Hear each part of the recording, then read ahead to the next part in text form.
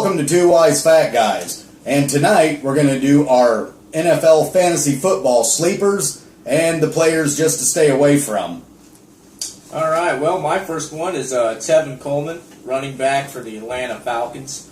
He's a rookie this year, a draft pick. He came out of Indiana, and his season in Indiana had 2,000 yards and 50 touchdowns. I think he'll beat out Freeman for the job, just because he's pretty fast. He was an all-state running back, cornerback, and a wideout in high school. His other competition, Jaquez Rogers, I don't think he has to worry about him. Anton Smith is coming off a broken leg, and Jackson's no longer there. So I think Tevin Coleman's a pretty solid sleeper pick. Does have a pretty solid offense around him, too, considering he's got Matt Ryan as his quarterback, Julio Jones, Roddy White. Got a lot of talent around him, so I think that ought to open up things for him. That might be a really good one. I think so. Good one there. My first one's Detroit Lions tight end, Eric Ebron. Last year was a rookie, first-round draft pick. Didn't really have much of a rookie season, 25 receptions, 248 yards, and only one touchdown. Now, quite honestly, I don't think they're going to go with Pettigrew or anybody else for that matter, Fourier, whoever they got over there. They drafted Ebron in the first round for a reason, and they drafted him to be that guy, their number one tight end, and I think this season will be the year that Eric Ebron busts out for the Detroit Lions offense. I agree with that. Pettigrew's definitely been on a slump, and like you said about Tevin Coleman, on Atlanta Falcons offense, he's also on a great offense in Detroit. I mean, you got Johnson, Tate, Joe Bell. We're pretty solid offenses all the way around. Yep. My second pick is running back Trey Mason. I went with two running backs right in a row. But for the Rams, I thought he had a pretty outstanding rookie season, coming off of 765 yards and 4 touchdowns. And he didn't even really get to play the whole season, so I think that was a pretty good numbers for what he did play. And he does have to compete with the new rookie Todd Gurley, but I think he's gonna win the job. Well, the one thing about Gurley is he's coming off that leg injury out of college, so I think Trey Mason does actually have a leg up, no pun intended, on that gig. My second one, we're going to go with the Pittsburgh Steelers here, and I know all the hoopla is penciled around Le'Veon Bell, Antonio Brown, and Martavis Bryant, obviously. Watch out for Marcus Wheaton. He'll be a slot player. He did have more receptions and yards than Martavis last year. Had 53 catches, 644 yards. But the one stat that stands out to me, he only had 2 touchdowns. Beware, that will go up. Especially the first 2 weeks, no Le'Veon Bell. Therefore, I think Ben Roethlisberger is going to be pass happy first 2 weeks of the season. And I think Marcus Wheaton is going to be the one that's going to benefit most out of that Le'Veon Bell suspension for the first 2 weeks of the year. I think that's a solid sleeper, especially sliding one in, because I feel a lot of people are going to go for Bryant, the obvious choice, and Wheaton will definitely be the one to look out for. I think a lot of people are looking at Martavis Bryant getting into the end zone 8 times. What they don't understand, he only had 24 catches for 343 yards, but as I said, 8 of those catches went for a touchdown. So a lot of people look at that like he's kind of on the same mold as like a Mike Wallace is for that team, to where you've always got to watch those guys that are working out of the slot. My next one is what I call the deep sleeper. This is my comatose pick. I went with Adrian Robinson, tight end for the Giants. Now that's reaching. I know this one's in the freezer. That's how deep he is. He's super sleeping, but I think he's going to come out of it. With Larry Donald being a little banged up, they're calling him the Jason Paul-Pierre, the JPP of tight ends. So let's see if he lives up to that. I think with the new weapons also that the Giants got, that's going to give him a chance to branch out. And he did only have 50 yards off of 5 receptions and 1 touchdown, but I don't believe he really actually played that much either. So. Yeah, I'm about to say, with all the weapons that are around there, he just has to learn how to hold on to the football. Right. A lot of young guys have an issue with that, but I think once he does, that might actually come back to be something. I didn't go that deep on this one. I went with the Dallas Cowboys running back Joseph Randle.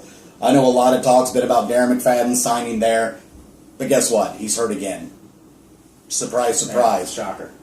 Randall carried the ball 51 times last year for 343 yards and 3 scores. That's a 6.7 yard average per carry.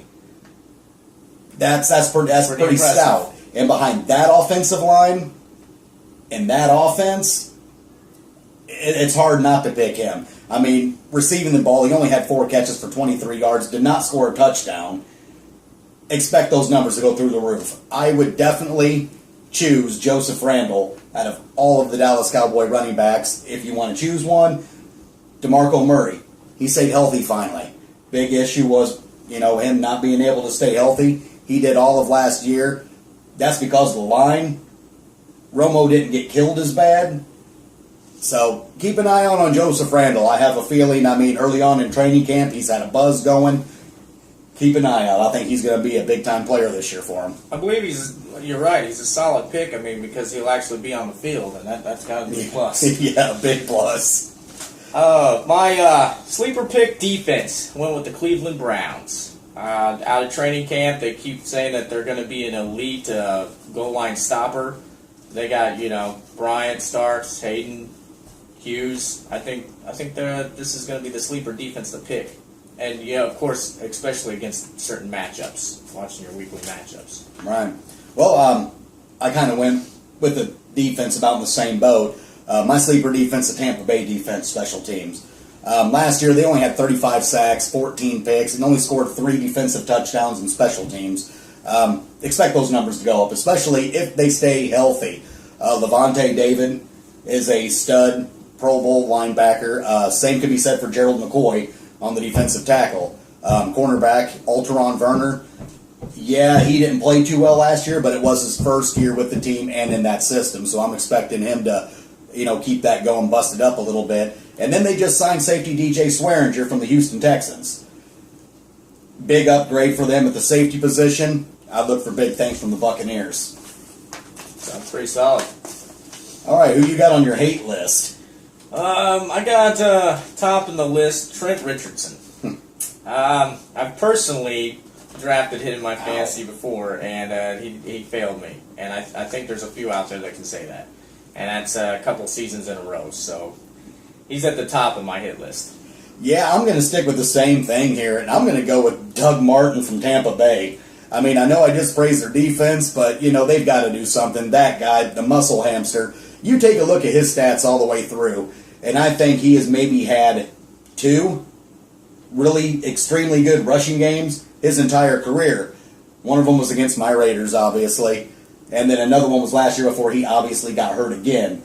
Stay away from him. I wouldn't even take him in the last round, to be honest with you. You can find a lot better options out there than to go with Doug Martin. Well, they say hamsters have a 3-year lifespan, so it looks like his is over. His is over. So Reggie Bush is my next one, and that's a lot of people might disagree on that one, but he is hurt a lot, and we didn't hear or see a lot from him last year, and then with Joe Bell being on the team, I don't think we're going to see or hear a lot of him this year. I am going to go with Chicago Bears rookie wide receiver Kevin White. He hasn't even been to camp yet. Some sort of injury. And I know a lot of people's going to be saying, hey, well, what about Odell Beckham Jr.? He missed camp last year, too. Well, here's the difference. Kevin White's not Odell Beckham Jr. Odell Beckham Jr. had Eli Manning throwing him the football. Kevin White, he's got Jay Cutler throwing him the football. That's enough to stay away from him right there. Stay away from the rookie. I don't trust it. Right now, I don't like hardly anybody on that team because of Jay Cutler as their quarterback. My last one, Darren McFadden. Well, he's usually injured, and last season he actually played all 16 games, but he still only got 534 yards out of 159 attempts. So, that 3.4 average. Yeah, that's actually one Raider I was happy to see go. So, I'm not complaining about that one. My last one would be any tight end from the Green Bay Packers. Any. They haven't had a tight end since Jermichael Finley was there, and they really don't have anything now. And I know that's going to eat at a lot of Packers fans, but you know what? When you've got a Randall Cobb, you've got a Jordy Nelson, an Eddie Lacy, a Jarrett Boykin, who's going to be working the slot, I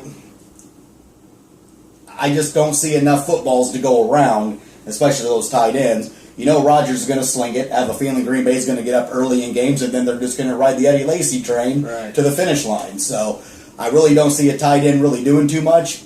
You know, every now and then you're going to get a game. But I tell you what, first person that picks the week that a Green Bay tight end does good, let me know so I can pick him up off the waiver wire, put him in my fantasy lineup for that week. Problem is, nobody's ever going to know, and I don't see it. I don't either. I agree with that. All right, so those are our sleepers and our do not pick list. We'll come back a little bit later when the season gets closer to being here, and we'll see if we change it any. Peace out. Later.